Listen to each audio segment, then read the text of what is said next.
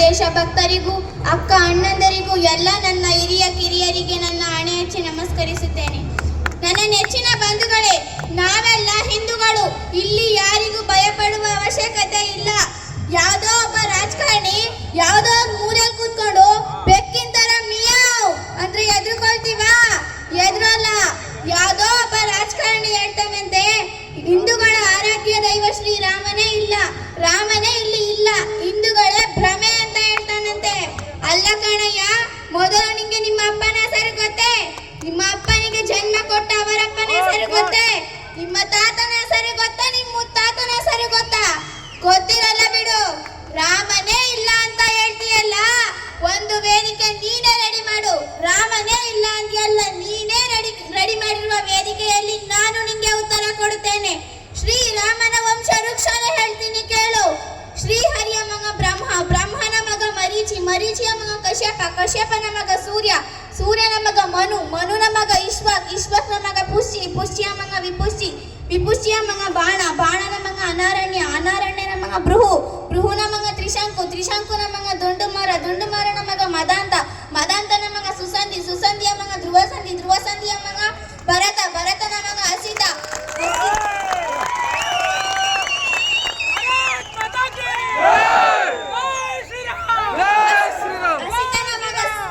ಅಸಿತನ ಮಗ ಸಾಗರ, ಸಾಗರನ ಮಗ ಅಸಮಂಜಸ, ಅಸಮಂಜಸನ ಮಗ ಅಂಶುವಂತ, ಅಂಶುವಂತನ ಮಗ ದಿಪಲಿ, ದಿಪಲಿಯ ಮಗ ಭಗೀರಥ, ಭಗೀರಥನ ಮಗ ತುತುಸ್ತು, ತುತುಸ್ತನ ಮಗ ರಘು, ರಘುನ ಮಗ ಪ್ರಬುದ್ಧ, ಪ್ರಬುದ್ಧನ ಮಗ ಪ್ರಶಿಷಕ, ಪ್ರಶಿಷಕನ ಮಗ ಅಂಬರೀಷ, ಅಂಬರೀಷನ ಮಗ ನಗುಷ, ನಗುಷನ ಮಗ ಯಯತಿ, ಯಯತಿಯ ಮಗ ನಭಾಗ, ನಭಾಗನ ಮಗ ಅಜ, ಅಜನ ಮಗ ದಶರಥ, ದಶರಥನ ಮಗನೇ ಮರ್ಯಾದೆಯ ಪುರುಷೋತ್ತಮ ಪ್ರಭು, ಹಿಂದೂಗಳ ಆರಾಧ್ಯ ದೈವ ಶ್ರೀರಾಮಚಂದ್ರ. ಸಾಕ? ಇನ್ನು ಬೇಕಾ? ಎಲ್ಲ ನನ್ನ ನೆಚ್ಚಿನ ಬಂಧುಗಳೇ, ಈ ನನ್ನ ಜನ್ಮಭೂಮಿ, ಇಲ್ಲಿನ ಗ್ರಾಮ ದೇವತೆಯ ಶಕ್ತಿಯ ಭೂಮಿ, ಹಿಂದೂಗಳ ಆರಾಧ್ಯ ದೈವ ಶ್ರೀರಾಮಚಂದ್ರ ವನವಾಸಕ್ಕೆ ಬಂದು ರಾಮನ ಫಲವೆಂದು ಹೆಸರಾಗಿರುವ ಈ ನನ್ನ ಪುಣ್ಯ ಭೂಮಿಯಲ್ಲಿ ನಿಂತು ಮಾತನಾಡುತ್ತಿದ್ದೇನೆ. ಎಲ್ಲ ನನ್ನ ನೆಚ್ಚಿನ ಬಂಧುಗಳೇ, ಕೆಲವರು ಕೇಳ್ತಾರೆ ಹಿಂದೂ ಮುನ್ನಣಿ, ವಿಶ್ವ ಹಿಂದೂ ಮುನ್ನಣಿ ಏನ್ ಮಾಡಿದೆ ಅಂತ.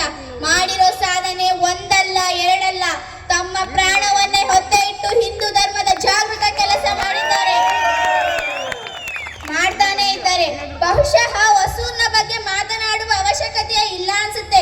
ಇಲ್ಲಿನ ಜನೋತ್ಸವವನ್ನೇ ನೋಡ್ತಾ ಇದ್ರೆ ಗೊತ್ತಾಗುತ್ತೆ, ಹೊಸೂರ್ ಹಿಂದೂಗಳ ಭದ್ರಕೋಟೆ ಅಂತ.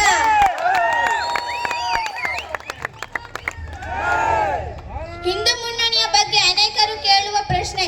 ಅವಾಗ್ಲೇ ಅಣ್ಣಿದ್ರು ಕೇಳ್ತಾ ಇದ್ರು, ಎಲ್ಲ ವೇದಿಕೆಯಲ್ಲೂ ಹಿಂದೂ ಮುನ್ನಣಿ ಹೆಸರು, ಯಾವುದೇ ಪ್ರತಿಭಟನೆಯಲ್ಲೂ ಹಿಂದೂ ಮುನ್ನಣಿ ಹೆಸರು, ಯಾವುದೇ ಘಟನೆ ನಡೆದರೂ ಕೇಳಿ ಬರುತ್ತದೆ ಹಿಂದೂ ಮುನ್ನಣಿ ಹೆಸರು, ಅದನ್ನು ಬಿಟ್ಟು ಏನು ಮಾಡಿದೆ ಅಂತ. ಅದಕ್ಕೆ ನಾವು ಉತ್ತರ ಕೊಡಬೇಕು. ಹಿಂದೂ ಮುನ್ನಣಿ ಹುಟ್ಟಿದ ಕಾಲಗಳು ಕಳೆದಿವೆ. ಇವತ್ತಿಗೂ ಯಾವ ಕೆಲಸ ಮಾಡ್ತಾ ಬಂದಿದೆ ಅಂದ್ರೆ, ನಮ್ಮ ಹಿಂದೂ ಹೆಣ್ಣು ಮಕ್ಕಳು ಯಾವುದೇ ಲವ್ ಜಿಹಾದ್ಗೆ ಬಲಿಯಾಗದೆ ಜೀವಂತವಾಗಿ ತುಂಬಾ ಸಂತೋಷವಾಗಿ ಹಿಂದೂಗಳಾಗಿ ಉಳಿದಿದ್ದಾರೆ ಅಂದ್ರೆ ಅದಕ್ಕೆ ಕಾರಣ ಇದೇ ಹಿಂದೂ ಮುನ್ನಣಿ, ಹಿಂದೂ ಮುನ್ನಣಿ ಕಾರ್ಯಕರ್ತ ಅಣ್ಣಂದರು. ಇವತ್ತಿಗೂ ಕೂಡ ನಾವು ದೇವಸ್ಥಾನಗಳಿಗೆ ಹೋಗ್ತೀವಿ, ಇವತ್ತಿಗೂ ಕೂಡ ನಮ್ಮ ಕಣ್ಮುಂದೆ ದೇವಸ್ಥಾನಗಳು ಇವೆ ಅಂದ್ರೆ ಅದಕ್ಕೆ ಕಾರಣ ಇದೇ ಹಿಂದೂ ಮುನ್ನಣಿ, ಹಿಂದೂ ಮುನ್ನಣಿಯ ಕಾರ್ಯಕರ್ತರು. ಇವತ್ತಿಗೂ ಒಬ್ಬ ಜಿಹಾದ್ ಮತಂದ ಮನಸ್ಥಿತಿ ಇರುವಂತವರ ಮತಂದ ಕೈಯಲ್ಲಿ ಖಡ್ಗ, ಕೈಯಲ್ಲಿ ಕಲ್ಲು ಹಿಡಿಯೋಕ್ಕೂ ಮುಂಚೆ ಅದನ್ನ ಎದೆಯಲ್ಲಿ ನಡುಕ ಹುಟ್ಟುತ್ತಂತೆ. ಅಂದ್ರೆ ಆ ಭಯನ ಜಿಹಾದ್ ಮನಸ್ಸಿನಲ್ಲಿ ಬಿದ್ದಿರೋದು ಇದೇ ಹಿಂದೂ ಮುನ್ನಣಿ, ಹಿಂದೂ ಮುನ್ನಣಿಯ ಕಾರ್ಯಕರ್ತ ಅಣ್ಣಂದರು. ಇವತ್ತಿಗೂ ಕೂಡ ನಾವು ಹಿಂದೂಗಳು ಹಿಂದೂಗಳಾಗಿ ಉಳಿದಿದ್ದಾರೆ ಅಂದ್ರೆ ಅದಕ್ಕೆ ಕಾರಣ ಇದೇ ಹಿಂದೂ ಮುನ್ನಣಿ, ಹಿಂದೂ ಮುನ್ನಣಿಯ ಕಾರ್ಯಕರ್ತರು. ಎಲ್ಲ ನನ್ನ ನೆಚ್ಚಿನ ಬಂಧುಗಳೇ, ಕೆಲವು ಕೆಟ್ಟ ಕ್ರಿಮಿಕೀಟಗಳು ನಮ್ಮ ಹಿಂದೂ ಹೆಣ್ಣು ಮಕ್ಕಳನ್ನು ಪ್ರೀತಿ ಪ್ರೇಮ ಎಂಬ ಬಲೆಗೆ ಸಿಲುಕಿಸಿ ಮತಾಂತರ ಮಾಡಲು ಕಾಯ್ತಾ ಇರ್ತಾರೆ. ಧರ್ಮವನ್ನು ಒಡೆಯಲು ಕೆಲವು ಕೆಟ್ಟ ಕ್ರಿಮಿಗಳು, ದೇಶ ದ್ರೋಹಿಗಳು ಕಾಯ್ತಾ ಇರ್ತಾರೆ ಹಿಂದೂ ಧರ್ಮನ ಒಡೆಯಲು. ದಯವಿಟ್ಟು ನಮ್ಮ ಹಿಂದೂ ಹೆಣ್ಣು ಮಕ್ಕಳು ಅವರ ಸ್ನೇಹ ಸಂಬಂಧ ಪ್ರೀತಿ ಪ್ರೇಮಗಳಿಗೆ ಬಲಿಯಾಗದೆ ಎಚ್ಚರಿಕೆಯಿಂದಿರುವುದು ಒಳ್ಳೆಯದು. ಮನೆಯಲ್ಲಿರುವ ಅಣ್ಣಿಂದರು, ತಮ್ಮಿಂದರು, ತಾಯಿಂದರು, ತಂದೆಯಿಂದರು ನಮ್ಮ ಹೆಣ್ಣು ಮಕ್ಕಳನ್ನು ಜಾಗೃತಗೊಳಿಸೋಣ. ಎಲ್ಲ ನನ್ನ ನೆಚ್ಚಿನ ಬಂಧುಗಳೇ, ನಾವೆಲ್ಲರೂ ಇಲ್ಲಿ ಸೇರಿದ್ದೇವೆ ಅಂದ್ರೆ, ದೇವರ ಆರಾಧನೆ ಮಾಡಲು ಸೇರಿದ್ದೇವೆ ಅಂದ್ರೆ ಅದಕ್ಕೆ ಕಾರಣವಾದಂತಹವರ ನಮ್ಮೆಲ್ಲರೂ ಆರಾಧಿಸುವ ದೇವರಾದಂತಹ ಛತ್ರಪತಿ ಶಿವಾಜಿ ಮಹಾರಾಜರ ಬಗ್ಗೆ ಛತ್ರಪತಿ ಶಿವಾಜಿ ಮಹಾರಾಜರ ಚರಿತ್ರೆಯನ್ನು ತಿಳಿಸಬೇಕೆಂದು ಈ ಸಮಯದಲ್ಲಿ ನಾನು ನಿಶ್ಚಯ ಪಡುತ್ತೇನೆ. ಎಲ್ಲ ನನ್ನ ನೆಚ್ಚಿನ ಬಂಧುಗಳೇ, ನೀವು ಶಿವಾಜಿ ಮಹಾರಾಜರನ್ನು ಅಷ್ಟೊಂದು ಕೊಂಡಾಡುತ್ತೀರಾ, ಆರಾಧಿಸುತ್ತೀರಾ. ಹಾಗೆಯೇ ಶಿವಾಜಿ ಮಹಾರಾಜರೇನು ನಿಮ್ಮ ದೇವರೇ ಅಂತ ಕೇಳುವವರು ತುಂಬಾ ಜನ ಇದ್ದೀರಿ. ಅವರೆಲ್ಲ ಅರ್ಥ ಮಾಡ್ಕೊಳ್ಬೇಕು ಏನಂದ್ರೆ, ಶಿವಾಜಿ ಮಹಾರಾಜರು ದೇವರಲ್ಲದೆ ಇರಬಹುದು, ಆದರೆ ಇವತ್ತಿಗೂ 100 ಕೋಟಿ ಹಿಂದೂಗಳು ಆರಾಧಿಸುವ ದೇವರು ಸುರಕ್ಷಿತವಾಗಿ ದೇವಸ್ಥಾನದಲ್ಲಿ ಇವೆ ಅಂದ್ರೆ ಅದಕ್ಕೆ ಕಾರಣ ನಮ್ಮ ಛತ್ರಪತಿ ಶಿವಾಜಿ ಮಹಾರಾಜರು. ಅದಕ್ಕೆ ಅವರನ್ನು ದೇವರ ಸ್ಥಾನದಲ್ಲಿಟ್ಟು ಆರಾಧಿಸುತ್ತೇವೆ. ಇದನ್ನು ನಾನು ಹೇಳ್ತಾ ಇರೋದಿಲ್ಲ ನನ್ನ ನೆಚ್ಚಿನ ಬಂಧುಗಳೇ.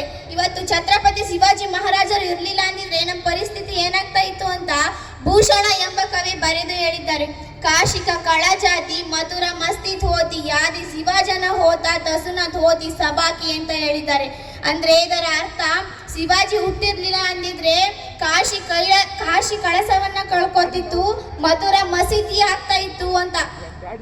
ಶಿವಾಜಿ ಹುಟ್ಟಿರ್ಲಿಲ್ಲ ಅಂದಿದ್ರೆ ಎಲ್ಲರಿಗೂ ಇಸ್ಲಾಮಿಕ್ ಸಂಸ್ಕಾರ ಆಗ್ತಾ ಇತ್ತು ಅಂತ ಭೂಷಣ ಎಂಬ ಕವಿ ಬರೆದಿದ್ದಾರೆ. ಎಲ್ಲ ನನ್ನ ನೆಚ್ಚಿನ ಬಂಧುಗಳೇ, ಕೆಲವು ವರ್ಷಗಳ ಹಿಂದೆ ವಿಯೆಟ್ನಾಂನ ರಾಯಭಾರಿ ಭಾರತಕ್ಕೆ ಬಂದಾಗ ಆ ವಿಯೆಟ್ನಾಂನ ರಾಯಭಾರಿಯ ಹೆಣ್ಣು ಮಗಳು ಭಾರತದ ನಾಯಕರ ಬಳಿ ಕೇಳ್ತಾರಂತೆ, ನನಗೆ ಒಂದು ಆಸೆ ಇದೆ, ನನ್ನನ್ನು ಶಿವಾಂಶರಾದಂತಹ ಛತ್ರಪತಿ ಶಿವಾಜಿ ಮಹಾರಾಜರ ಸಮಾಧಿಯ ಹತ್ತಿರ ಕರೆದುಕೊಂಡು ಹೋಗಿ ಅಂತ. ಅದಕ್ಕೆ ನಮ್ಮ ಭಾರತೀಯ ನಾಯಕರು ರಾಯಗಢದ ಕೋಟೆಯ ಹತ್ತಿರ ಕರೆದುಕೊಂಡು ಹೋಗ್ತಾರೆ. ಆಗ ಆ ತಾಯಿ ಶಿವಾಜಿ ಮಹಾರಾಜರ ಸಮಾಧಿಗೆ ನಮಸ್ಕಾರ ಸಲ್ಲಿಸಿ ಬರಬೇಕಾದ್ರೆ ತನ್ನ ಜೇಬಿನಿಂದ ಪುಟ್ಟ ಚೀಲವನ್ನು ತೆಗೆದುಕೊಂಡು ರಾಯಗಢದ ಮಣ್ಣನ್ನು